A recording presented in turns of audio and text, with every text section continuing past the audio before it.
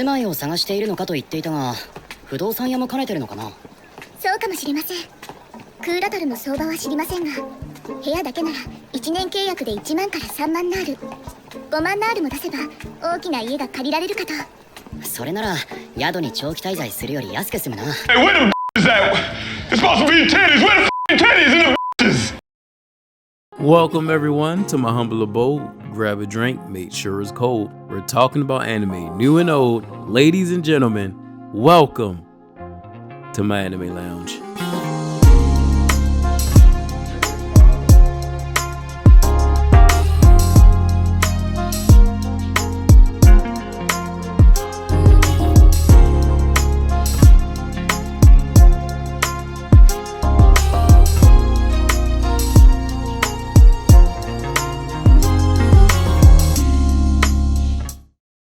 Ladies and lads, welcome to my 2023 anime recap. You know how YouTube does the rewind or Spotify does its playlist recap? I figured, why not just do one for anime I've seen? It's a good chance to talk about a couple of shows that probably won't get their own videos. Now listen, that's called motherfucking bars. Maybe introduce some anime to the people. This isn't like a best of or worst of. It's not even anime that just came out this year.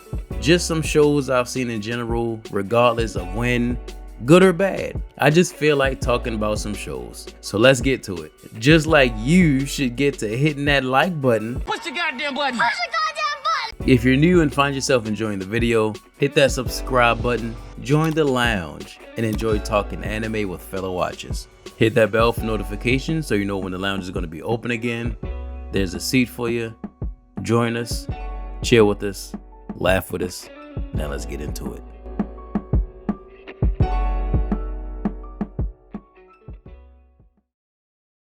One of the shows I'm watching right now as this video is being done is Reign of the Seven Spellblades. I saw the cover art and said, damn, that album looked fire. It's a group of friends attending this dangerous ass magical school where at orientation, they literally tell you, we don't care if you live or die. Everything is on site for these folks. If they see someone they don't mess with, they get the brawling. But it's respectful in the way of like in the older times where people were like, I challenge you to a duel. Unless it's like some type of vendetta type shit.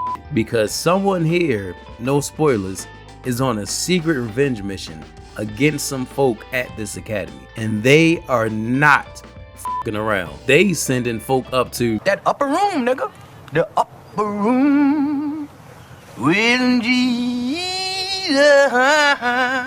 some of the most logical, realistic, and understanding and likable group of characters I've seen in a while. I'm really enjoying this show right now. If they just focus on this revenge story though, I really see the potential. Okay, so I've seen Blockade before, but it was a long time ago. And I saw that they had dropped the season 2, and I didn't even remember season 1. So I went back to rewatch just to realize I don't even think I ever finished season 1. When I tell you the most random shit just be happening in this show, bro, I watched 9 episodes and I cannot for the life of me tell you what the story is. One second they'll be driving a scooter down the street and the next scene will literally be a big ass vampire monster demon thing destroying a city, and then they'll just be playing chess. I was confused as shit, but I see the potential. The potential. Bungo Stray Dogs dropped the season 5 this year, and it was easily one of the best seasons of anime I've seen recently. The suspense, the mystery, the action, the reveals were crazy. Bro, they had someone with a power so crazy this season that he went back in time and told his past self to help him in a fight in the future, which is his present. This man was attacking from different timelines at the same time. 2 niggas bring 4 niggas. Then 4 niggas come back and alert me. But easily the MVP of this season and this show was this guy right here, Rampo. I need to start seeing some respect on this man's name right here. When people start doing the whole smartest characters in anime debates and memes, insert this guy right here. And next time you mention Lelouch Light and Code G, don't forget Rompo Baby. Now listen! Hell's Paradise did a really good job in kicking that door down and introducing itself to the world, bringing in another ruthless assassin MC in Gabby Maru. The walk-in definition of I am a killer, but don't push me. They really had my man's walking Through the fire, to the limit, to the wall. Of course, the action was great. I'm really intrigued in this story of whether or not his actions are of his own accord or mental manipulation. A battle royale of assassins is always a good time, even on an island of some of the most nightmarish creatures you'll see. Like, who the fuck really said, yeah, let's give this butterfly human faces and these centipedes finger mouths? Stop it. Get some help.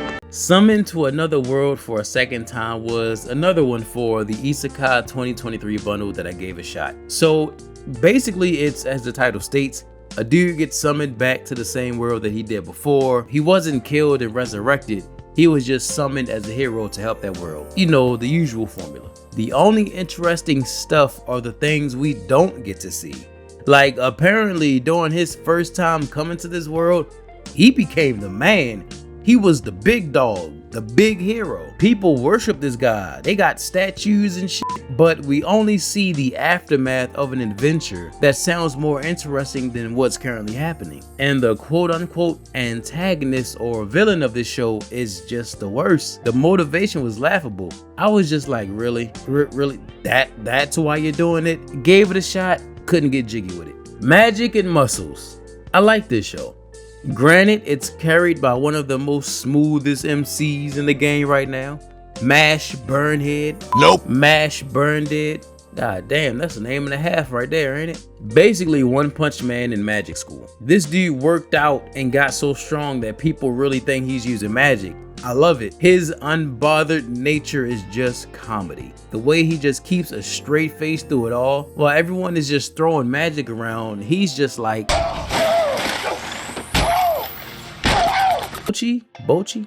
Bocchi the Rock was one of those hidden gems. I typically don't watch too many shows like this, but I read that the story was through the perspective of a heavy introverted individual in Bocchi, and I was just like, my people. And it was just a satisfying journey throughout. I loved the characters, the comedy was there, watching their performances was fun, so relatable, so chill. And speaking of chill, chilling in my 30s after getting fired from the Demon King's army has to be one of the best simple done right formulas. I've talked about this show before in the lounge. Check out my Cool Cats in Anime Part 2. I talk about the main guy Daryl. He gets fired from the Demon King's army and literally just starts chilling and living his best life. I had a lot of fun with this one. Buddy Daddies was a very fun watch as well. With the success and popularity of Spy Family, don't be surprised to see a lot more shows using their formulas. Assassins, secret agents, ended up with adoptive kids, being a crazy, dysfunctional, hilarious family. This was a very fun watch that pulled at the heartstrings a lot, with an incredibly satisfying conclusion. Reincarnation of the strongest exorcist in another world. That was another fun little isekai with a very broken MC. This man was a little sadistic with it too, because being an exorcist, he was dealing with some demons. Literally. Nothing groundbreaking, but I just really liked the main guy and how he just humbled everyone. Shinobi no Itoki, a school full of ninjas, a global ninja clan war going on. This show was... I watched it. Get him. Welcome to Demon Academy. Idama-kun has a season 3 that dropped, and I could not wait to watch it. I really love this show. Now, the third season, I feel, in my opinion, maybe didn't hit as well as the first two, but it was still cool and it still had its moments, and I really still enjoy seeing these characters. Engage Kiss was a sleeper hit for me. I absolutely loved the characters in this show. Basically, demons are a problem in this world and they have special units to deal with them. You've heard this story before, but where this show shines is the main character Shu and his, I guess, love triangle, if that's what you want to call it. He lives with this beautiful lady Kisara, and they work together to fight the monsters for money because they struggling. real world problems. But here's the kicker. Kisara is actually a demon and they have a contract. And the price for using those powers is a kiss. But every time they kiss, he's sacrificing something. I won't give it away, but it's such a cool element of the story and the way it plays out is crazy. And the ending was funny as shit. Really love this show. Peter Grill was one of the wildest shows I've seen of late. I've already talked about this one too. Check out my wildest anime part 2. This dude has to be one of the horniest characters in anime, bro. Spy Classroom is another one of those bangers I feel went under the radar probably. Expect to see some lounges about this show and its characters, like the one talking about one of the most evil characters in 2023. I mean, this show really hits the nail on the head with its storytelling and reveals. I love the relationship developed between the characters, and the teacher is one of the coolest cats of the year. Hint, hint, wink, wink, nudge, nudge. Cool Cats Part 3 coming soon. Okay, Liar Liar. Look, I get it, okay? Classroom of the Elite, no game, no life. It works. The formula is fantastic, and when done right, can produce greatness. And so because of that, I give all similar shows a chance at capturing that magic. And this show did not. Liar Liar is easily one of the most what the f shows. The premise is that the students here play games to win stars, and the more stars you get, the better you are, I guess.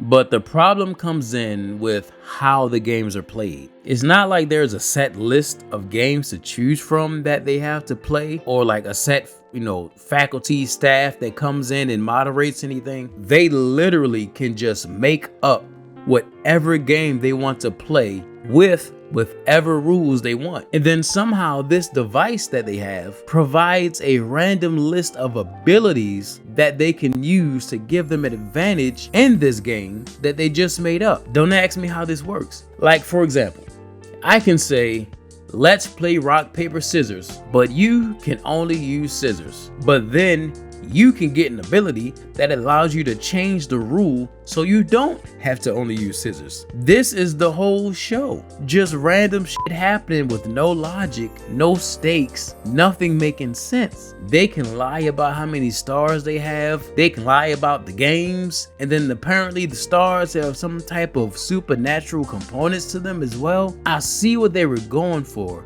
but the execution was just tragic. Whew, shit. This video's still going, huh? I'll end it with this one. The one that inspired the entire video to begin with. Harum and the Labyrinth of Another World. This has to be one of the biggest lies told in anime I've ever seen. How do you fuck up something so simple? It's a harem. The whole show is him meeting this one girl. It's a harem though, remember that. He meets this one chick and they go around looking for a house. They literally have an episode called Bath. The entire episode is them building a bathtub. But just in case you thought you weren't getting your money's worth, don't worry.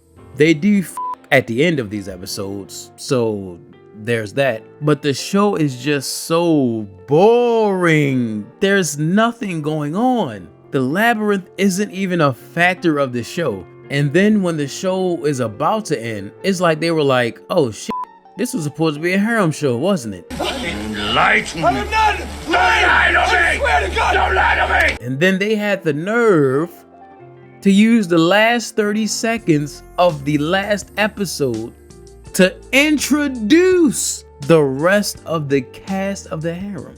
The credits are literally rolling as they are cramming the rest of the harem in at the end of the show. It was actually hilarious. This man f***ed 5 girls in 30 seconds. I respect it. Man, I watched so many damn shows. These are just a few I just randomly picked out and threw out there for a small little video. All the major ones I'm waiting to finish. The Jujutsu season 2s, the Spy Family season 2s, all that jazz. I like to binge. Eminence and Shadows season 2, all that. I'm binging. I can't do the week to week. But yeah, just a little video to put out. and say thank you for everyone who joined the lounge this year. Thank you for everyone who has been with the lounge. Thank you to anyone who has ever hit that like button, ever watched even 10 seconds of a video and gave it a shot. If this is your first video, thank you. Welcome. This, however, is just a mere sample of what we do here in the lounge. I encourage you to please go check out some of the previous lounges to get the real experience. What are some shows y'all have experienced as of late? What are some of your standouts? I'm always looking for some good shows, some new shows to watch. Let me know down in the comments below. If you enjoyed your stay here at the lounge, don't forget to hit that subscribe button. Join the lounge and grab yourself a seat. We got a good year coming up. Share with your friends or anyone who loves anime like us. I appreciate you all for watching me, for joining me. And as we always do when we close out, let's all raise a glass in the air. Here's to anime.